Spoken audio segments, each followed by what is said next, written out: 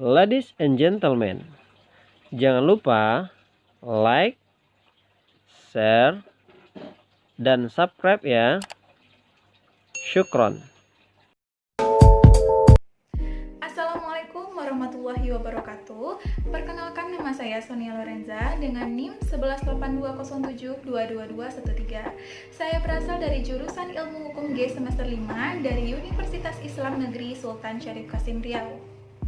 Pada kesempatan kali ini, saya akan membahas mengenai azas-azas hukum pidana Islam kepada teman-teman semua. Jadi semoga teman-teman bisa paham setelah ini tentang apa saja azas-azas yang terdapat dalam hukum pidana Islam. Nah, sebelum kita masuk ke dalam pembahasan mengenai azas-azas hukum pidana Islam, terlebih dahulu kita harus tahu tentang pengertian hukum pidana Islam itu sendiri. Hukum pidana dalam Islam sering disebut juga dengan fikih jinayah. Secara umum, pengertian jinayah sama dengan hukum pidana dalam hukum positif, yakni hukum yang mengatur tentang suatu perbuatan yang berkaitan dengan jiwa atau anggota badan, seperti melukai, membunuh, dan lain sebagainya. Dapat disimpulkan bahwa tindak pidana dalam Islam, yakni jinayah, merupakan suatu perbuatan yang dilarang oleh syarak, yaitu Al-Quran dan juga hadis, karena dapat membahayakan terhadap jiwa, akal, harta, ataupun keturunan. Adapun istilah lain yang sepadan dengan istilah jinayah ini yang disebut dengan jarimah.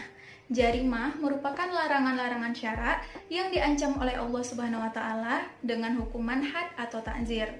Dalam hukum positif, jarimah ini diartikan sebagai peristiwa pidana, tindak pidana ataupun perbuatan pidana atau delik. Selanjutnya, kita akan masuk ke dalam pembahasan mengenai azas-azas hukum pidana Islam yang terdiri dari azas legalitas, azas larangan memindahkan kesalahan kepada orang lain, azas praduga tak bersalah, azas tidak berlaku surut, azas persamaan di depan hukum atau equality before the law, azas tidak sahnya hukuman karena ada keraguan, dan azas teritorial. Yang pertama, azas legalitas. Yang dimaksud dengan azas legalitas adalah azas yang menyatakan bahwa tidak ada pelanggaran dan tidak ada hukuman sebelum ada aturan yang mengaturnya. Azas ini juga didasarkan dalam Quran Surat Al-Isra ayat 15 yang artinya, barang siapa yang berbuat sesuai dengan hidayah Allah, maka sesungguhnya dia berbuat itu untuk keselamatan dirinya sendiri. Dan barang siapa yang tersesat, maka sesungguhnya dia akan sesat dalam kerugiannya sendiri. Dan seseorang tidak dapat memikul dosa orang lain, dan kami tidak akan mengazab sebelum kami mengutus seorang rasul. Prinsip legalitas ini diterapkan secara tegas pada kejahatan-kejahatan hudud. Pelanggarannya dihukum dengan sanksi hukum yang pasti. Dan prinsip tersebut juga berlaku pada kejahatan qisas dan diyat dengan diletakkannya prosedur yang khusus dan sanksi hukum yang sesuai. Jadi, tidak diragukan lagi kalau prinsip ini berlaku sepenuhnya pada kategori tersebut. Yang kedua, azas larangan memindahkan kesalahan pada orang lain. Azas ini adalah azas yang menyatakan bahwa setiap perbuatan manusia, baik itu perbuatan yang baik atau perbuatan yang buruk, akan mendapatkan imbalan yang sesuai. Azas ini terdapat dalam Quran Surat Al-An'am ayat 164 yang artinya, katakanlah Muhammad, apakah patut aku mencari Tuhan selain Allah? Padahal dialah Tuhan bagi segala sesuatu. Setiap perbuatan seseorang, dirinya sendiri yang akan bertanggung jawab. Dan seseorang tidak akan memikul dosa orang lain. Kemudian, kepada Tuhanmu lah kamu kembali, maka akan diberitahukannya kepadamu apa yang dahulu kamu perselisihkan. Yang ketiga, azas praduga tak bersalah. Azas ini menyatakan bahwa seseorang yang melakukan kejahatan harus dianggap tidak bersalah sebelum hakim dengan bukti-bukti yang meyakinkan menyatakan dengan tegas kesalahan tersebut. Menurut azas ini, semua perbuatan kecuali ibadah khusus dianggap boleh, kecuali dinyatakan sebaliknya dalam suatu nas hukum. Selanjutnya, semua orang dianggap tidak bersalah untuk suatu perbuatan jahat, kecuali dibuktikan kesalahannya pada kejahatan tanpa ada keraguan. Jika suatu keraguan beralasan muncul, maka seorang tertuduh harus dibebaskan. Konsep ini telah diletakkan dalam hukum Islam jauh sebelum dikenalnya hukum-hukum pidana positif. Pada 14 abad yang lalu, Nabi Muhammad pernah bersabda, hindarkanlah hukuman hudud kapan saja kamu mau, dan bila kamu dapat menemukan jalan untuk membebaskannya daripada kamu salah dalam menghukum. Yang keempat, azas tidak berlaku surut atau non-retroaktif. Maksud dari azas ini ialah hukum pidana itu berlaku bagi tindak pidana yang terjadi setelah hukum pidana itu ditetapkan. Hukum pidana tidak boleh berlaku ke belakang, yakni kepada perbuatan yang belum ada aturannya. Azas ini di dalam sejarah Islam telah ditentukan dengan jelas. Nabi Muhammad SAW tidak pernah menghukum kejahatan-kejahatan yang dilakukan oleh para sahabat pada zaman jahiliyah karena belum ada larangan yang mengatur tentang kejahatan-kejahatan tersebut. Beliau hanya menerapkan hukum yang berisi tentang perintah dan larangan semenjak diturunkannya wahyu. Sebagai contoh, orang-orang pada zaman jahiliyah dahulu biasa untuk menikahi mantan istri dari ayahnya sendiri. Kemudian, ayat Al-Quran turun untuk melarang praktik semacam itu. Akan tetapi, Al-Quran memberikan pengecualian terhadap praktik yang terjadi sebelum ayat itu turun, dan kemudian akibatnya perkawinan itu putus, hanya saja pelakunya tidak dipidana.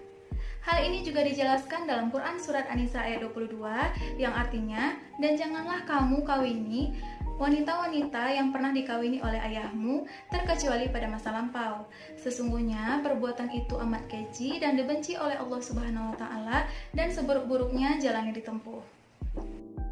Yang kelima, azas persamaan di depan hukum atau equality before the law. Menurut syariat Islam, semua orang di hadapan hukum adalah sama. Tidak ada perbedaan antara laki-laki dan perempuan, tuan dan hamba, si kaya dan si miskin, penguasa dan rakyat jelata. Prinsip equality before the law atau persamaan di depan hukum juga pernah dipraktekkan pada zaman Rasulullah SAW, di mana pada saat itu ada seorang wanita dari kabilah Makhzum yang tertangkap karena mencuri. Kemudian, kabilah tersebut memohon untuk pembebasannya dari hukuman potong tangan dengan menjadikan Usamah bin Zaid yang merupakan seorang sahabat yang sangat disayangi oleh Rasulullah menjadi perantara mereka. Rasulullah SAW menolak permohonan tersebut dengan murka seraya berkata, "Sesungguhnya yang menghancurkan orang-orang sebelum kamu ialah jika yang mencuri itu yang mulia, maka mereka membebaskannya. Dan jika yang mencuri itu adalah orang yang hina, maka mereka akan menjatuhkan hukuman had atau potong tangan atasnya. Demi Allah, jika yang mencuri itu adalah Fatimah, putri beliau sendiri, maka Muhammad langsung yang akan memotong tangannya." Hadis ini diriwayatkan oleh Bukhari. Yang keenam, azas tidak sahnya hukuman karena ada keraguan. Syariat Islam telah menetapkan bahwa seseorang itu harus diyakini telah melakukan tindak pidana sebelum dijatuhi hukuman. Dalam hal ini, jika ada keraguan terhadap perbuatan yang dilakukan, maka hukuman tidak boleh dilaksanakan.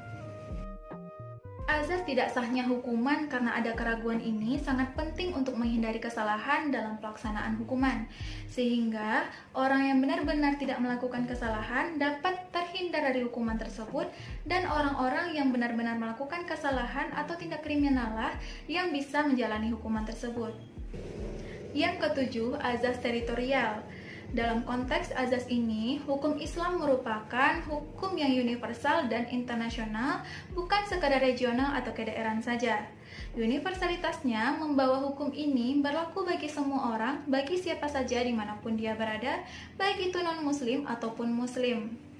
Namun, mengingat kenyataannya di muka bumi ini tidak semuanya yang menganut agama Islam, maka hukum Islam hanya berlaku pada negeri-negeri di bawah kekuasaan muslimin. Atas dasar itu, maka para fuqaha membagi azas teritorial ini menjadi dua bagian, seperti negeri Islam dan negeri bukan Islam. Yang pertama, negeri Islam. Negeri Islam merupakan negeri yang hukum-hukum Islam tampak berada di dalamnya karena penguasanya adalah penguasa Islam dan penduduknya bisa menjalankan hukum-hukum Islam walaupun masih ada penduduk yang tidak memeluk Islam. Yang kedua, negeri bukan Islam. Negeri bukan Islam merupakan negeri yang tidak termasuk ke dalam kekuasaan kaum muslimin dan tidak terdapatnya hukum-hukum Islam di dalamnya, walaupun masih terdapat kaum muslimin di negeri tersebut. Lalu, bagaimana kaitannya dengan penerapan hukum Islam?